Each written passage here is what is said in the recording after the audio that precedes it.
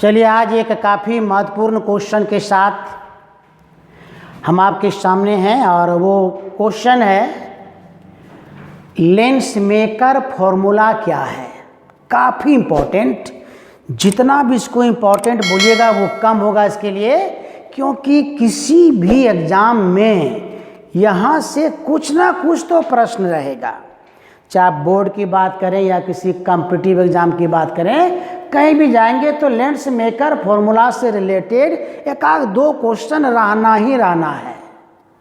इसलिए very very very important हम लिखे हैं उसमें लेंस मेकर फॉर्मूला क्या है। नाम से ही स्पष्ट है कि लेंस बनाने वाला सूत्र होगा। कभी आप सोचिए, जब आप कोई आँख में प्रॉब्लम होता है, समस्या होती है, जब हम लोग डॉक्टर के पास जाते हैं तो वो लेंस लिखता है अलग अलग पावर का। हर एक व्यक्ति के लिए अलग अलग पावर का लेंस डॉक्टर लिखता है। हम लोग चश्मा बनाने के लिए दुकान में जाते हैं तो अलग अलग पावर वाला लेंस क्या रेडीमेड बना रहता है या उसको लैब में तैयार किया जाता है। और यदि लैब में तैयार होता है तो कैसे होता है? क्या कोई मंत्र से होता है या विज्ञान का गेम है? तो विज्ञान का गेम है। तो आज हम लोग ये सीखेंगे कि किस सूत्र के मदद से हम अलग अलग पावर वाला लेंस का निर्माण लैब में करते हैं। यदि हमको किसी भी पावर का लेंस बनाना है तो कैसे बनेगा, उसको बनाने के लिए वैज्ञानिक कौन सा सूत्र का उपयोग करता है, उसी सूत्र से आज आपकी मुलाकात होगी। इसलिए इसका नाम है लेंस मेकर फॉर्मूला क्या है, यानी कि लेंस बनाने वाला सूत्र क्या है। बहुत इंपॉर्टेंट है। और किसी पतले लेंस के लिए इसका सूत्र ज्ञात करें। तो थिन लेंस के लिए हम लोग काम करेंगे। एक बात और आपको क्लियर कर दें, कभी कंफ्यूज नहीं होना है। पतले लेंस लिखे हैं तो हम उत्तल लेंस में भी कर सकते हैं और अवतल लेंस में भी कर सकते हैं। हम यहाँ पर उत्तल लेंस से गेम स्टार्ट करते हैं, फिर हम इसको अवतल लेंस में भी दिखाएंगे। उत्तल और अवतल दोनों में लिखने का कार्यक्रम लगभग फोटोस्टेट स्टाइल में होगा, बट डायग्राम केवल क्या होगा, जो चित्र बनेगा वो अवतल का अलग होगा, उत्तल का अलग होगा। बाकी जितना भी काम हम लोग आज करेंगे वो लगभग सेम होगा। तो चलिए हम लोग देखें कि आज ये सूत्र क्या है और किसी पतले लेंस में हम लोग इसके कैसे कैलकुलेट करके सूत्र निकालेंगे। सभी को उम्मीद लगा हुआ सारे सूत्र सब लोग जानना चाहता है, क्योंकि यदि लेंस बनाना होगा हम लोग इस सूत्र के मदद से बना सकते हैं। तो वेरी वेरी सिंपल डेफिनेशन एक लाइन का है कि किसी लेंस के फोकस दूरी, अपवर्तनांक और वक्रता त्रिज्या, तीन मेंबर इसमें है एक्टर। फोकस दूरी, अपवर्तनांक और वक्रता त्रिज्या में रिलेशन जिस सूत्र से ज्ञात किया जाता है उसी सूत्र को कहते हैं लेंस मेकर फॉर्मूला। मतलब लेंस मेकर फॉर्मूला में मुख्यतः तीन एक्टर होगा। तीन लोगों का इसमें रोल है। वो कौन सा शख्स है? पहला है फोकस दूरी, दूसरा है आपका अपवर्तनांक जो आप अच्छी तरह से जान रहे हैं, और तीसरा मेंबर है वक्रता त्रिज्या। तो ये तीनों मेंबर के बीच में जो रिलेशन होता है, जो संबंध स्थापित होता है, that is lens maker formula. तो याद रखिएगा कि लेंस मेकर फॉर्मूला में तीन ही मेंबर होगा। फोकस दूरी 1 नंबर, अपवर्तनांक 2 नंबर और वक्रता त्रिज्या 3 नंबर में। तो तीनों के बीच में रिलेशन जिस सूत्र से ज्ञात किया जाता है उसे लेंस मेकर फॉर्मूला कहते हैं। अब सवाल है कि अब इसको हम लोग को आगे बढ़ाएंगे तो हम आपको कह दिए पहले कि हम उत्तल में भी कर सकते हैं काम और अवतल में भी किया जा सकता है। तो सबसे पहले हम आपके सामने में एक काफ़ी खूबसूरत उत्तल लेंस लिया, फिगर में देख रहे हैं, काफ़ी अट्रैक्टिव फिगर। यह एक उत्तल लेंस है, आप समझ रहे हैं। और उत्तल लेंस जब है तो इसके पास क्या क्या होगा? लेंस है तो उसका अपवर्तनांक कुछ न कुछ तो होगा। लेंस है तो वक्रता त्रिज्या तो 100% होना ही होना है। हाँ, ये हो सकता है कि एक वक्र कर्व हो दूसरा ना भी हो, लेकिन एक वक्र कर्व तो कम से कम होगा, तो वक्रता त्रिज्या तो आपको कहना ही होगा क्या है इसमें सर। और तीसरा, जब ये लेंस है तो फोकस दूरी भी कुछ ना कुछ होगा। तो आप गौर से देखिए यहाँ पर एक ये लेंस है, हम इस लेंस में ये लाइन इसका मुख्य एक्सिस है, यानी मुख्य अक्ष हो गया, मेन एक्सिस। लेंस का अपवर्तनांक है μ2 और इस लेंस को हम जिस मीडियम में रखे हैं उस मीडियम का अपवर्तनांक हम मान लिए कितना, μ1।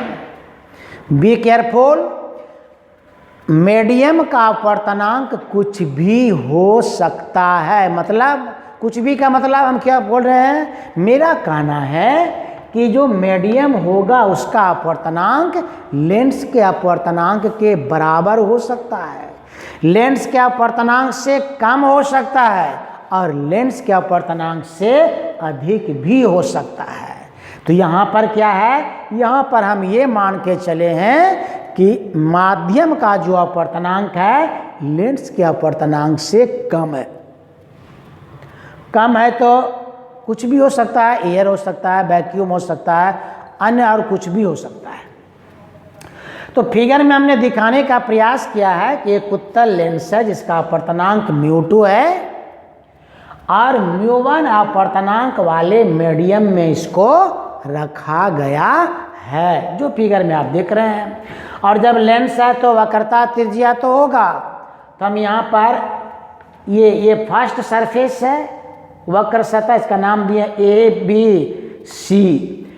इसका कर्वेचर इधर कहीं ना कहीं है, तो हम यहाँ पे मान लिए इसका वक्रता त्रिज्या कितना है, R1 है। सेकेंड फेस को हम लोग लिए ADC, ये सेकेंड सरफेस है वक्र सतह, इसका कर्वेचर इस साइड में है, इसका वक्रता त्रिज्या कहीं ना कहीं इधर होगा, हम लोग इसका माने कितना, R2। और जब ये लेंस है तो लेंस का कुछ ना कुछ तो फोकस दूरी होगा, तो हम इसको F से डिनोट करते हैं। सपोज ये F क्या है, फोकस दूरी है। अब इसमें ध्यान देना है कि जो वर्क हम इसको आगे बढ़ाएंगे करना क्या है। फिगर सबसे पहले बनेगा, लेंस बना लेंगे आप, एक मुख्य अक्ष दिखा देना है और लेंस के दोनों सतह का नाम लिख लेना है, कुछ भी आप जो चाहे लिख सकते हैं।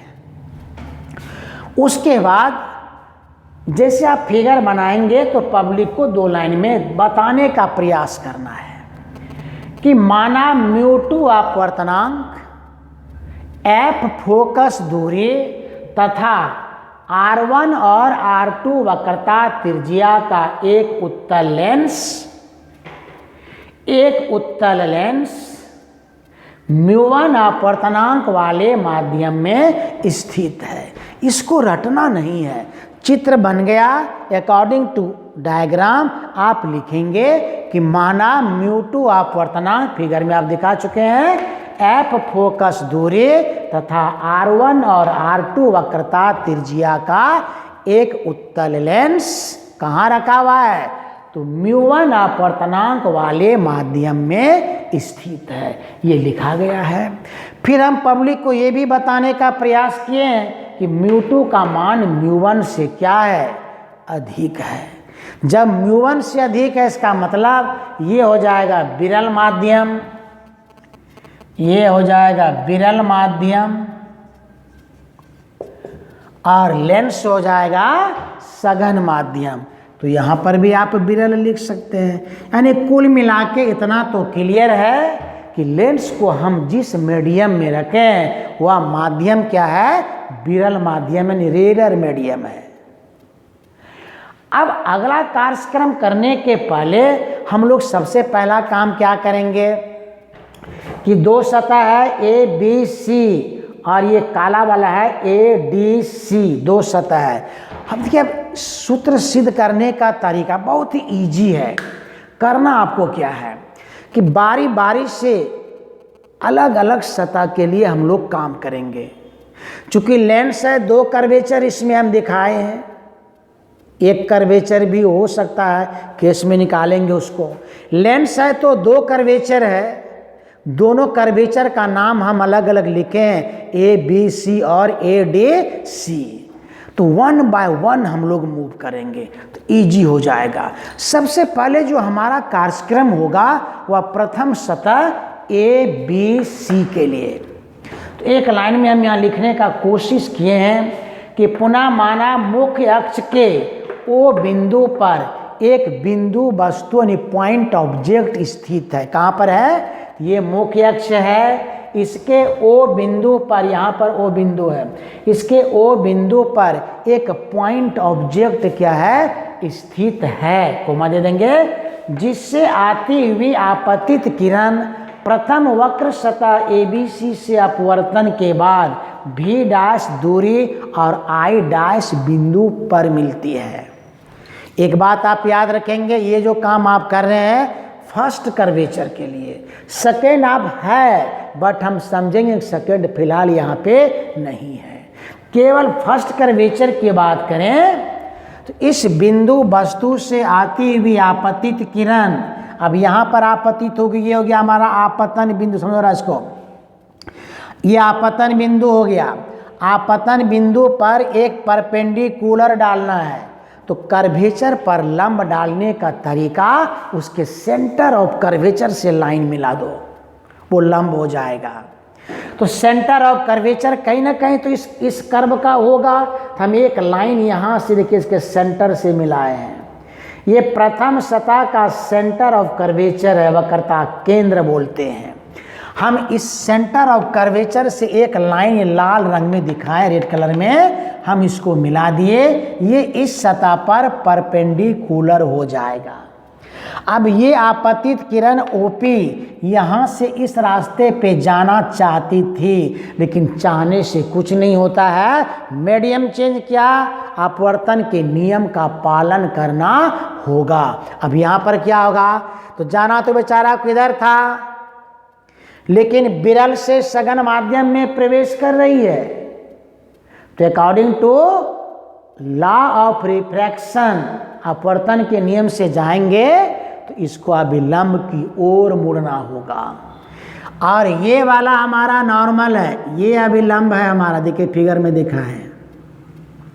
तो ये प्रकाश का किरण इधर नहीं जाके अभिलंब के ओर मुड़ेगी और इस तरह से सीधा आगे बढ़ेगी। चूंकि हम दूसरे सतह की बात नहीं कर रहे हैं इसलिए उनका चर्चा भी नहीं करना आपको। प्रथम सतह से अपवर्तन के बाद OP आपतित किरण अपवर्तन के नियम को पालन करते हुए I' बिंदु पर आके मिलती है। तो यहां से I' का दूरी हम माने कितना? V', इसलिए वहाँ लैंग्वेज में लिखे हैं कि V' दूरी और I' बिंदु पर मिलती है, यानी कि इसका इमेज पॉइंट ऑब्जेक्ट का प्रतिबिंब प्रथम सतह के कारण I' पर बनता है। इसलिए प्रथम सतह के लिए ये हो जाएगा वस्तु का दूरी U और यहाँ से यहाँ हो जाएगा प्रतिबिंब का दूरी कितना? V'। समझना है इसको। ये प्रथम सतह से हुआ, लेकिन आपके दिमाग में प्रश्न उठेगा कि दूसरा सतह भी तो है, ये कहाँ चला गया? तो दूसरा सतह को भी हम लोग इंक्लूड करेंगे। हम लोग ये जानना चाहते थे कि यदि प्रथम सतह से केवल अपवर्तन हो तो कहाँ पे इमेज बनेगा? I' पर, बट दूसरा सतह भी तो इसमें है। दूसरा सतह के लिए काम करें, ये क्या बिगाड़ सकता है इसका? सोचो रास्ता, यदि ये नहीं रहता तो I' पे प्रतिबिंब बन रहा था, लेकिन यदि ये भी रहे तो मेरा क्या बिगाड़ सकता है, इस पर डिस्कस करना है। अब ये सेकेंड सतह है, समझेंगे इसको। जैसे प्रकाश का किरण इस सतह पर आपतित होती है, जैसे यहाँ पे आपतित होती है, अब ये सघन से विरल माध्यम में जा रही है, और सघन से विरल में जाएगी तो अपवर्तन में आप पढ़ चुके हैं कि अविलंब से दूर चली जाती है। तो फिर आपको यहाँ पर एक अविलंब डालना होगा, और अविलंब डालने के लिए ये जो कर्वेचर है, ये जो कर्व सतह है, इसका सेंटर कहीं ना कहीं तो होगा। तो एक अंदाज से माने यहाँ पर है सेंटर, तो जहाँ पर सेंटर होगा उससे एक लाइन को डॉट डॉट करके हम यहाँ ये मिला दिए हैं।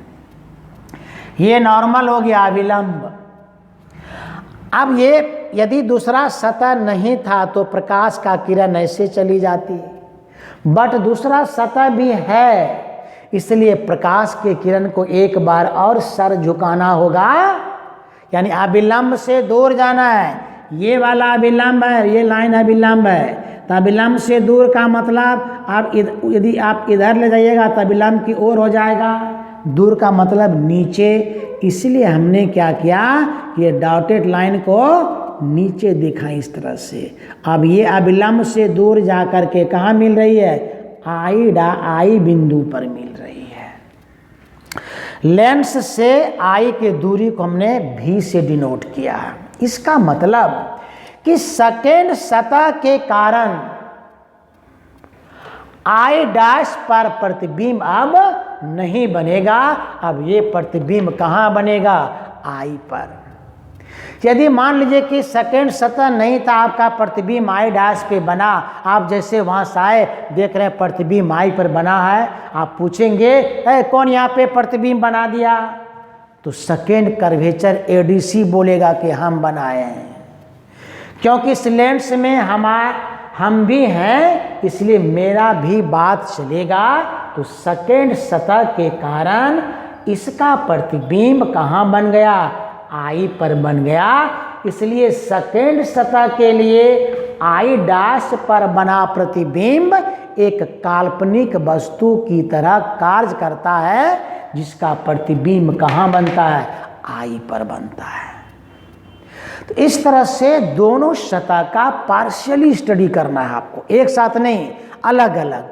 प्रथम सतह के लिए, फिर दूसरी सतह के लिए, और दोनों के लिए अपवर्तन का सूत्र हम लिखेंगे आपकी मदद से, और दोनों सूत्र को जोड़ देंगे, जो आंसर आएगा that is lens maker formula. तो वेरी वेरी सिंपल। तो तक आप इसको उतारिए, फिर इसको हम लोग आगे बढ़ाते हैं। तो चलिए हम लोग देखें इसको आगे में। अब दो सतह पर बारी बारी से बात करना है हम लोग को, और हम लोग पहले प्रथम सतह की बात अभी कर रहे थे। तो प्रथम सतह ABC के लिए काम करेंगे। तो प्रथम अपवर्तक सतह ABC के लिए बी केयरफुल, जब हम प्रथम सतह ABC की बात करते हैं तो ADC से कोई लेना देना हमको नहीं है, मतलब हम अभी दूसरे वक्र सतह को पहचान भी नहीं रहे हैं, हम केवल प्रथम सतह की बात करेंगे। तो प्रथम सतह के लिए क्या हुआ था, वस्तु का दूरी कितना हो जाएगा, u। तो हमने यहाँ पे लिखा वस्तु की दूरी कितना, u, और इसका प्रतिबिंब देखिए कहाँ पर बना है, आई डैश पर, मतलब b डैश। तो प्रतिबिंब की दूरी है कितना, v डैश। थोड़ा सा यहाँ पे ध्यान देना, छोटा छोटा चीज़ आपको परेशान करेगा। अब इस सतह की बात कर रहे हैं तो प्रकाश का किरण μ1 अपवर्तनांक वाले माध्यम से μ2 अपवर्तनांक वाले माध्यम में प्रवेश कर रही है। तो प्रथम सतह के लिए प्रथम माध्यम होगा μ1 अपवर्तनांक, और दूसरा माध्यम का होगा μ2 अपवर्तनांक। इस पर ध्यान देना है, इसलिए हम यहाँ पे लिखे हैं कि प्रथम माध्यम का अपवर्तनांक μ2 और दूसरे माध्यम का प्रथम माध्यम का अपवर्तनांक कितना है, μ1 है, और दूसरे माध्यम का अपवर्तनांक कितना है, μ2 है। इसमें कन्फ्यूजन नहीं होनी चाहिए, नहीं तो आगे दिक्कत हो जाएगी। फिर थोड़ी सी गलती करेंगे, कहीं पर भी जो सूत्र आना चाहिए वो नहीं आएगा, इसलिए बी केयरफुल। तो फर्स्ट मीडियम का अपवर्तनांक μ1, सेकेंड का μ2, और चूंकि प्रथम सतह है तो वक्रता त्रिज्या r1, इसमें कोई दिक्कत नहीं होनी चाहिए। और अपवर्तन का सूत्र कभी आप पढ़ चुके हैं, ये सिद्ध हम लोग कर चुके हैं। सूत्र था अपवर्तन का, याद कीजिएगा, कि सूत्र हम लोगों का इधर हम लिख रहे हैं एक साइड में, सूत्र हम लोगों का था μ2/v माइनस μ1/u बराबर μ2 माइनस μ1/r। याद करो इसको। तो आप कहेंगे सर यहाँ तो μ2/v है, आप यहाँ μ2/v डैश लिखे हैं, हम क्या लिखे हैं वो तो बात की बातें हैं, पहले इस पर विचार करो। इसमें कौन कौन सा क्या है परिचय करवाते हैं आपको। μ2 क्या है, दूसरे माध्यम का अपवर्तनांक है। हमारा दूसरे माध्यम का अपवर्तनांक कितना है, μ2, इसलिए हम यहाँ पर μ2 लिखे हैं। ये क्या है, प्रतिबिंब की दूरी। हमारा प्रतिबिंब का दूरी देखिए यहाँ पर प्रथम सतह का v डैश, इसलिए प्रतिबिंब की दूरी के जगह v डैश लिखा गया है। उसी तरह से μ1 ये क्या है, प्रथम माध्यम का अपवर्तनांक। हमारे प्रथम माध्यम का अपवर्तनांक कितना है, μ1, तो हम भी μ1 लिखे हैं। वस्तु की दूरी है ये u, यहाँ पर हम लोगों का वस्तु का दूरी भी कितना है, u, इसलिए हमने u लिखा।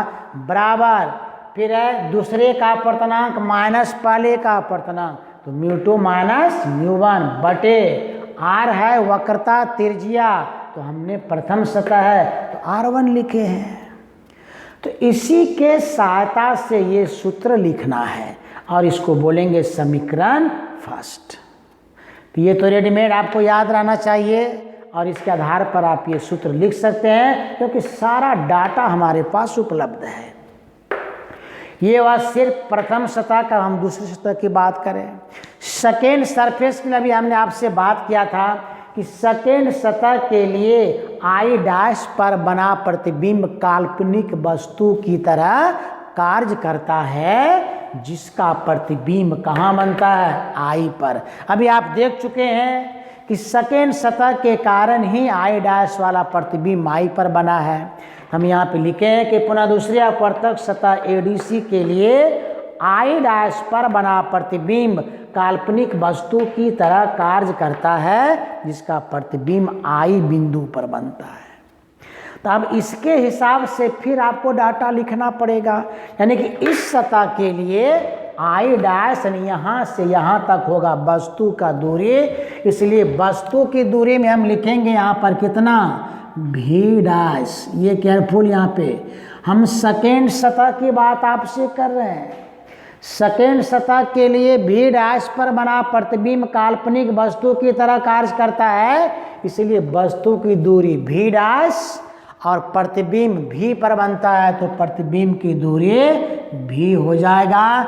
वक्रता त्रिज्या चूंकि दूसरा सतह है तो आप लिखेंगे r2, और प्रथम सतह का अपवर्तनांक और दूसरे माध्यम का अपवर्तनांक में थोड़ा सा अंतर, यहाँ पे कोई दिक्कत नहीं होगी आपको। देखिए यहाँ पर ये सेकेंड कर्वेचर है, प्रकाश का किरण यहाँ से बाहर जा रही है, इस यहाँ से बाहर का मतलब सघन माध्यम है, जिसका अपवर्तनांक कितना है, μ2।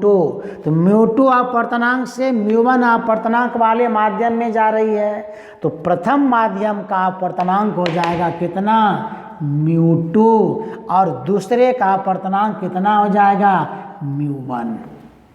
तो ये तो आपको समझना होगा। हम एक बार फिर इसको रिपीट करना चाहेंगे। प्रथम सतह में μ1 अपवर्तनांक से प्रकाश की किरण μ2 में जा रही है, तो प्रथम माध्यम का अपवर्तनांक μ1 और दूसरे का कितना, μ2। सेकेंड में क्या रहा है, दूसरे माध्यम यानी कि μ2 अपवर्तनांक वाले माध्यम से प्रकाश की किरण μ1 अपवर्तनांक वाले माध्यम में जा रही है, इसलिए प्रथम माध्यम का अपवर्तनांक हो जाएगा μ2 और दूसरे का कितना हो जाएगा, μ1।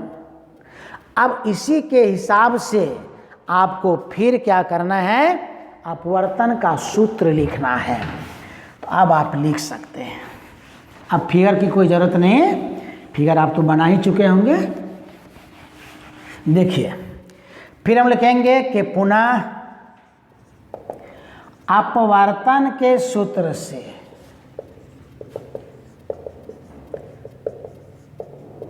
तो अपवर्तन के सूत्र के लिए फिर आपको हम वहाँ लेते याद नहीं तो हम लोग यहाँ पे लिखे हुए हैं μ2 बटे v माइनस μ1 बटे u बराबर μ2 माइनस μ1 बटे r, यानी दूसरे माध्यम का अपवर्तनांक बटे प्रतिबिंब की दूरी। तो दूसरे माध्यम का अपवर्तनांक देखिए यहाँ पर कौन है μ1, तो आपको यहाँ लिखना पड़ेगा μ1। अब बटे प्रतिबिंब की दूरी कितना है v माइनस, वहाँ देखिए μ1 है, μ1 का मतलब पहले माध्यम का अपवर्तनांक बटे वस्तु की दूरी। तो पहले माध्यम का अपवर्तनांक कितना है μ2 बटे अब वस्तु की दूरी है v डैश। फिर वहाँ पर है μ2 माइनस μ1 का मतलब है दूसरे माध्यम का अपवर्तनांक माइनस पहले माध्यम का अपवर्तनांक, इसलिए कितना हो जाएगा μ1 माइनस μ2 अब बटे r के जगह हम लोग लिखेंगे r2। इसमें थोड़ा सा कंफ्यूजन होता है, केयरफुल रहना है कि सेकेंड माध्यम के लिए μ2 पहले माध्यम की तरह कार्य करेगा और μ1 दूसरे माध्यम का। हम लोग इसको थोड़ा सा बदलेंगे, इधर कुछ नहीं करना है μ1 बटे v माइनस μ2 बटे v डैश बराबर, हम चाह रहे हैं कि माइनस कॉमन ले लें, तो माइनस यदि कॉमन लेंगे आप तो ये हो जाएगा μ2 माइनस μ1 अब बटे कितना r2। हो सकता है आपके मन में क्वेश्चन उठेगा कि हम माइनस कॉमन क्यों लें, नहीं लेने से आपको क्या दिक्कत है। नहीं लेने से भी बहुत कुछ नहीं बिगड़ेगा, लेकिन लेने से थोड़ा सा कैलकुलेशन करने में आसानी होगी, इसलिए माइनस कॉमन ले लेंगे आप, थोड़ा आगे इसके आपको आसानी होगी काम करने में। तो माइनस कॉमन लेके जो बचेगा हम उसको कहेंगे समीकरण 2। और अब बहुत ही आसान गेम, इसके बाद आप आराम से कर सकते हैं कि समीकरण फर्स्ट और सेकेंड को जोड़ने पर, जोड़ दीजिए आंसर आ जाएगा। आप लोग खुद अब जोड़ सकते हैं इसको, तो जोड़ेंगे तो आंसर आएगा। बहुत ही आसान गेम, थोड़ा सा कुछ ना कुछ तो दिमाग का काम इसमें है, बट उसके बाद इजी है। तो चलिए हम लोग इसको जोड़ के दिखा दें कितना आ रहा है भाई। बेसब्री से इंतजार है हम लोगों को लेंस मेकर फॉर्मूला का, देखें क्या आता है। तो यदि आप जोड़ेंगे तो हो जाएगा μ2 बटे v डैश माइनस μ1 बटे u प्लस, इसको जोड़ना है μ1 बटे v माइनस μ2 बटे v डैश बराबर μ2 माइनस μ1 बटे r1 माइनस μ2 माइनस μ1 बटे r2। तो जोड़ तो हम लोग भी सकते हैं, कहीं दिक्कत नहीं। अब देखिए बेनिफिट क्या हो रहा है हमको, दो आदमी तो मरने के लिए तैयार है तो उसको मरने दो, हटाओ दो इसको यहाँ से, ये 2 चला गया, जो बचा दोनों में μ1 है, कॉमन ले लीजिए μ1 को। यदि μ1 कॉमन ले लें तो बचेगा 1 बटे v माइनस 1 बटे u।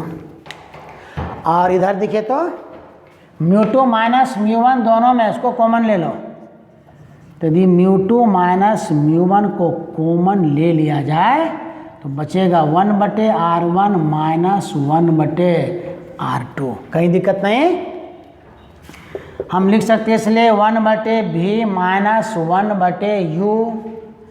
अब μ1 बेचारा को बराबर के उस साइड ले जाए तो भाग लग जाएगा, तो आप कहेंगे कि μ2 माइनस μ1 बटे μ1 1 बटे r1 माइनस 1 बटे r2। शायद यहाँ तक कोई दिक्कत नहीं।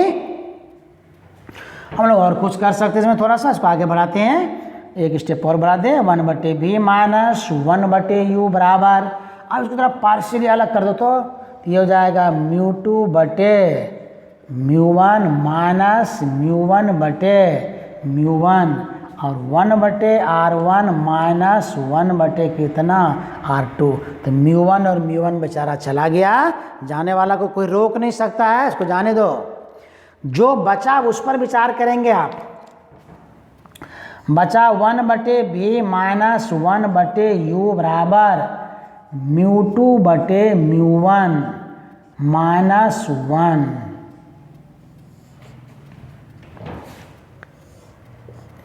और 1 बटे R1 माइनस 1 बटे R2। यहाँ तक हम लोग लिखेंगे पहले, तो सिंपल है। इसके बाद गुना भाग में कोई दम नहीं, हम लोग इजी वे में कैलकुलेट कर सकते हैं। आगे हम क्या कर सकते हैं उस पर विचार कीजिए आप। अब हम पब्लिक को बताएंगे यहाँ पर, और ऐसा मन में तो लग ही रहा होगा कि सर फोकस दूरी तो कहीं नहीं आया, R1 R2 आ गया, अपवर्तनांक आ गया, बट फोकस दूरी का भी दूर दूर तक चर्चा कहीं नहीं हुआ। तो अब देखिए 1 बटे भी माइनस 1 बटे म्यू से यू से काम करेंगे। सपोज वस्तु की यदि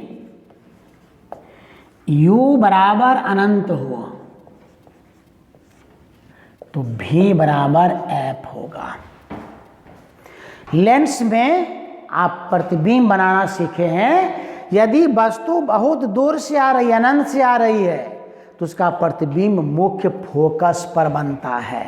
तो यदि u बराबर अनंत कर दे तो v बराबर f तो लिखेंगे, इसलिए 1 बटे आगे f बराबर माइनस 1 बटे इन्फिनिटी बराबर म्यू 2 बटे म्यू 1 माइनस 1 और 1 बटे R1 माइनस 1 बटे कितना R2। अनंत से किसी भी संख्या में भाग देंगे तो 0, इसलिए तो चला गया।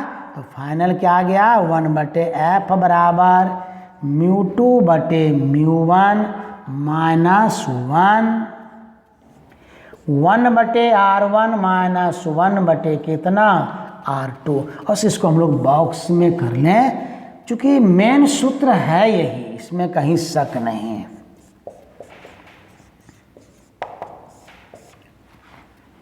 तो ये लेंस मेकर फॉर्मूला है। तो बेसिकली जो हम लोग लेंस बनाते हैं और लेंस बना के जो चश्मा के रूप में उपयोग करते हैं, लेंस को जहाँ पे रखते हैं वो हवा में रखा जाता है, एयर में रखा जाता है। इसलिए हम लोग माध्यम को एयर यदि मान लें तो क्या होगा, यहाँ पे लिखेंगे कि यदि लेंस एयर में स्थित हो, क्योंकि जो भी काम आप करते हैं, लेंस बनाते हैं लैब में तो कमरे में एयर रहता है। हम चश्मा पहनते हैं, आप चश्मा पहनते हैं, चारों तरफ में हवा ही है। लेकिन यदि पानी के अंदर में चले जाए तो कहानी बदलेगा। यदि हम चश्मा पहन के पानी के अंदर चले जाएं तो गेम चेंज कर जाएगा। ये चश्मा सही रूप से काम नहीं करेगा, क्योंकि इसका जो फोकस दूरी या पावर बनाया जाता है माध्यम को एयर मान के। इसलिए हम लोग यदि लेंस एयर में स्थित हो तो क्या होगा भाई, हो तो ये माध्यम का अपवर्तनांक म्यू 1 था, तो एयर का म्यू 1 बराबर कितना हो जाएगा 1। हवा का अपवर्तनांक 1 है और म्यू 2 बराबर यदि हम मान लें 2, जब 1 हट गया तो 2 अच्छा नहीं लगता ना देखने में। जब तक 1 है तो 2 अच्छा लगता है, लेकिन 1 नहीं है और 2 लिखेंगे तो सब पूछेगा 1 कहाँ गया। इसीलिए हम लोग क्या करेंगे कि म्यू 2 को भी तब कुछ मान लेते हैं कि यदि म्यू 2 को हम लोग म्यू मान लें, केवल म्यू। अब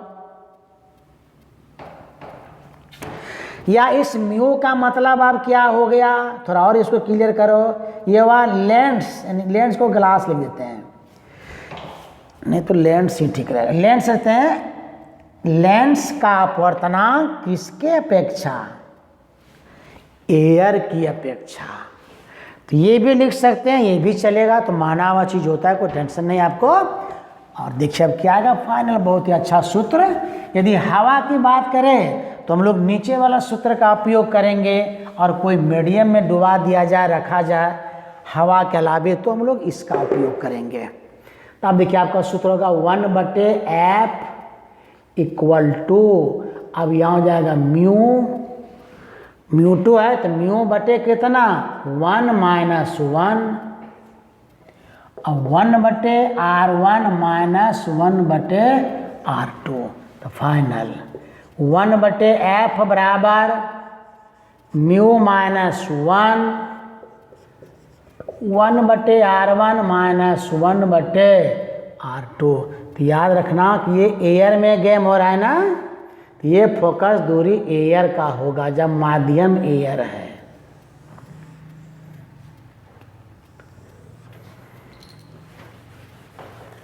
तब इस सूत्र में देखिए आपका जो जो चाहते थे सभी आ गया है। फोकस दूरी है, अपवर्तनांक और वक्रता त्रिज्या है।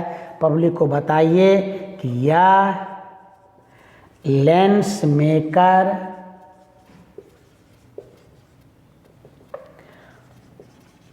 फॉर्मूला है। तो यहाँ तक था लेंस मेकर फॉर्मूला की कहानी। और क्वेश्चन तो बहुत सा उठेगा भी कि सर आप एयर की बात कर रहे हैं, लेकिन हम लोगों का विचार है कि हम लेंस को पानी में डुबा के रखें। तो हम लोग नेक्स्ट क्लास में जब इसका एप्लीकेशन पर बात करेंगे तो हम लेंस को अलग अलग माध्यम में डुबा के आपको बताएंगे कि फोकस दूरी में क्या चेंजिंग आएगा। क्या पानी में डुबा दें लेंस को तो सेम फोकस दूरी रहेगा या उसके फोकस दूरी में परिवर्तन होगा। तो जवाब होगा कि फोकस दूरी में परिवर्तन होगा। लेकिन यहाँ पे याद रखना कि ये म्यू क्या है, ये लेंस का अपवर्तनांक है किसके अपेक्षा, एयर की अपेक्षा। तो यहाँ पे हम लिख देते हैं कि म्यू क्या है, ये है लेंस का अपवर्तनांक एयर की अपेक्षा। इसलिए कन्फ्यूजन नहीं होनी चाहिए। और पानी की अपेक्षा कहोगे तो गेम चेंज हो जाएगा। किसी अन्य मीडियम में डालें जिसमें एयर नहीं है तो फिर वहाँ भी चेंज करेगा। तो हम लोग इसके अगले क्लास में आपसे डिस्कस करेंगे इसके कई खूबसूरत एप्लीकेशन पर। आज इतना ही, फिर हम लोग मिलते हैं अगले क्लास में।